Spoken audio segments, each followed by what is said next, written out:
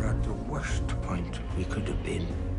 At that time, Ireland was going to tip over the edge into an elongated civil war. And here this man comes, and he creates a sense of serenity by his presence. And then when he started to speak, of course, he made his famous plea. On my knees, I beg you to turn away from the path of violence and to return to the ways of peace. I've never experienced anything like it.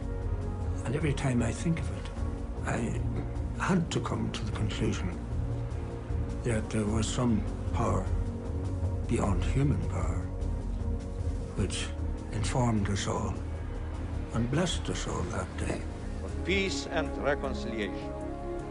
I will never forget the Pope's words at Drogheda. For me as a Protestant and a Unionist, this was really significant. That removed from the IRA any sense that they might have had of moral justification for what they were doing. People were living in twin houses of hate. No one could see a way through the fog. And suddenly here you have the Pope at Drogheda.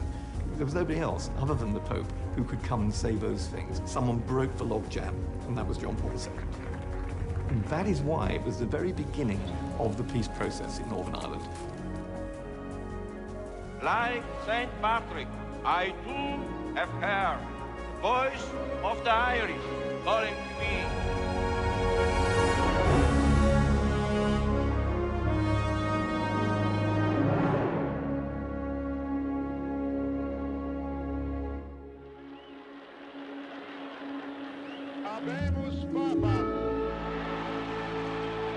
When John Paul II was elected Pope in October of 1978, he embarked on a different kind of papacy.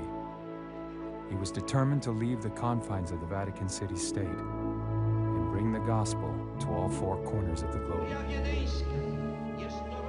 After successful trips to Mexico and his native Poland, John Paul sets his eyes on a visit to Ireland.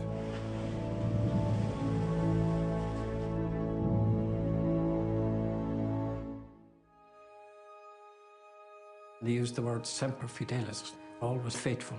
And I think that was the reason why he picked Ireland to go to first.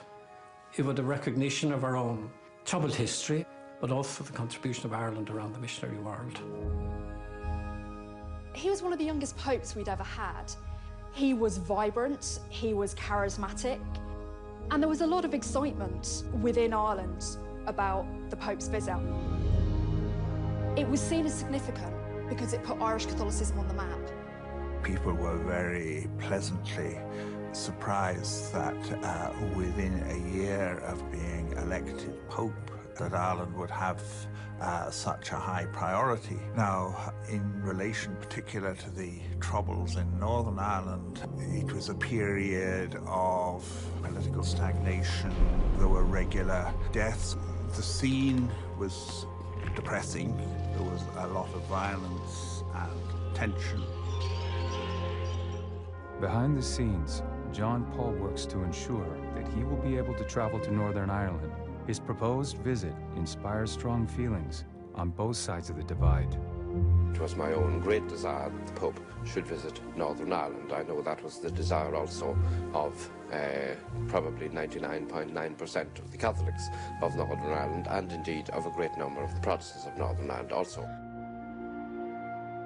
I started to set up last night a committee of Protestant people, citizens of Ulster, who are against the Pope's visit.